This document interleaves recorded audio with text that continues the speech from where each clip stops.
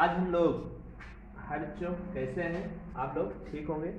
आज हम लोग जो है पढ़ने वाले हैं एक यूपी बोर्ड 2023 के लिए बहुत ही इंपॉर्टेंट क्वेश्चन है। इस टाइप के क्वेश्चन आपसे अक्सर एग्जाम में देखने को मिलते हैं। करना क्या है आपको, कुछ नहीं, बस एक भाषा थोड़ा सा क्या करना है, आपको याद कर लेना है। उसी भाषा पर चाहे रूट 3 आ जाए, चाहे रूट 5 आ जाए, या रूट 2 आ जाए, रूट 7 आ जाए, कुछ भी आ जाएगा, आपको बस वैसे ही करना है जैसे हम बताने जा रहे हैं। ठीक है, सिर्फ अंक बदलेगा, बाकी कुछ नहीं बदलने वाला है।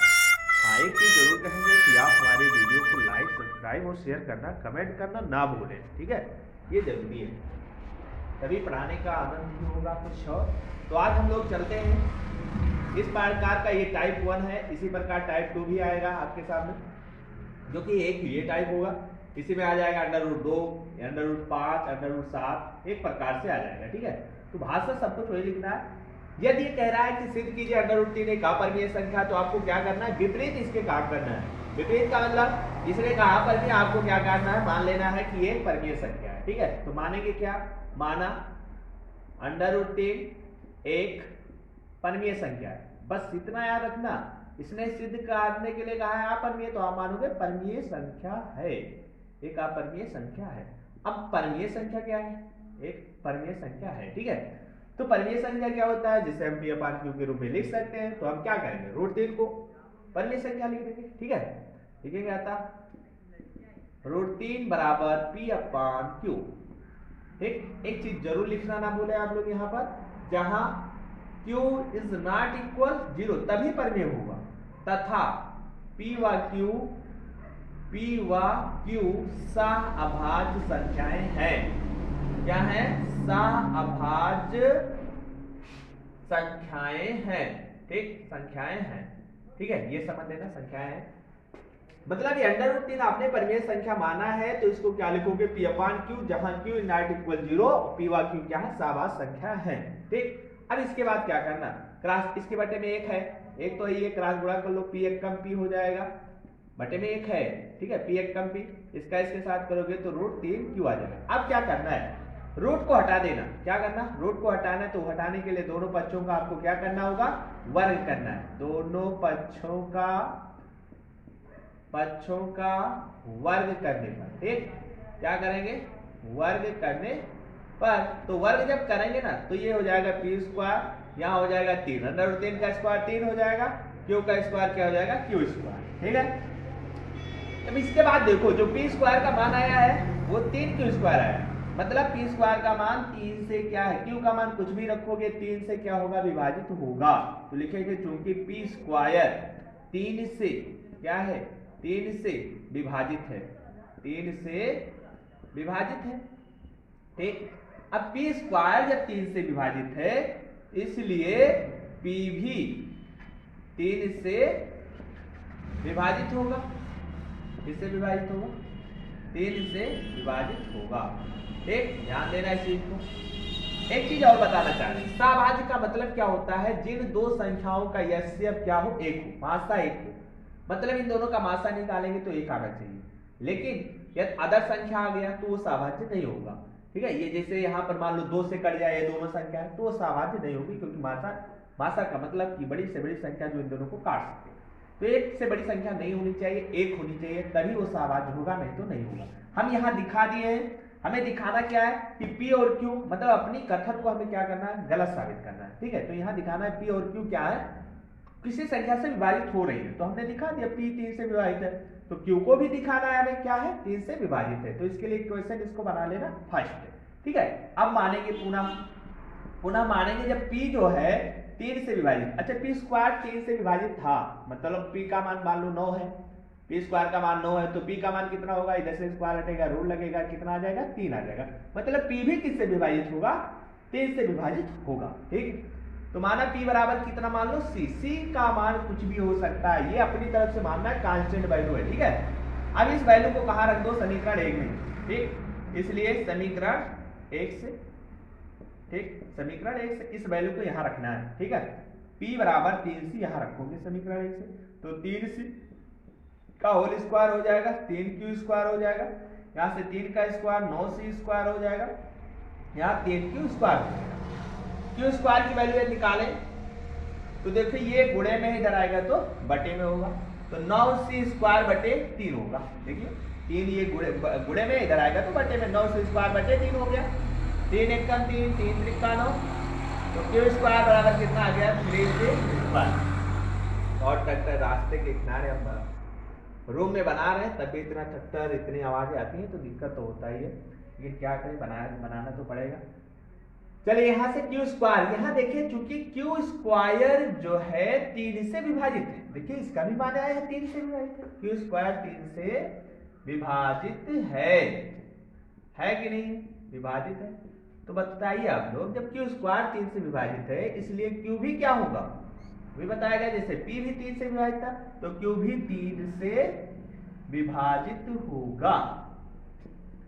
अब इसका मतलब कि हम जब भी, अतः हम लिख सकते हैं P व, यहां क्या लिखेंगे, यहां P व Q के कम से कम एक उभयनिष्ठ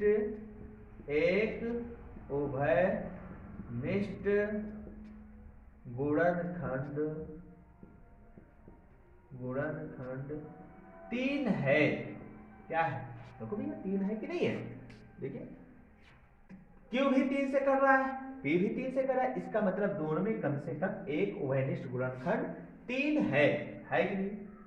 तो हम क्या लिखेंगे, अब जब 3 है तो इस तथ्य का क्या होगा, विरोधाभास प्राप्त होगा ना, क्योंकि हमने माना था सहभाज्य। अतः लिख सकते हैं 3 है, अतः इस तथ्य का क्या होता है, इस तथ्य का विरोधाभास, क्या लिखोगे, विरोधाभास प्राप्त होता है कि P व Q सहअभाज्य संख्याएं है ना, ये तो माना गया था सहअभाज्य संख्याएं हैं, क्योंकि हमने मान लिया था सहअभाज्य, लेकिन यहाँ तो सहअभाज्य हो ही नहीं रहा है। सहअभाज्य का मतलब 1 आना चाहिए, यहाँ 3 से भी कर रहा है, मतलब सहअभाज्य में मासा 1 आना चाहिए, यहाँ पर मासा 3 आ रहा है। उभयनिष्ठ गुणनखंड को ही क्या कहते हैं, मासा कहते हैं ना, तो मासा यहाँ पर 3 आ रहा है और यहाँ आना कितना चाहिए, हमने माना था सहअभाज्य, तो गलत हो रहा है ना। ये अब लिखेंगे क्या,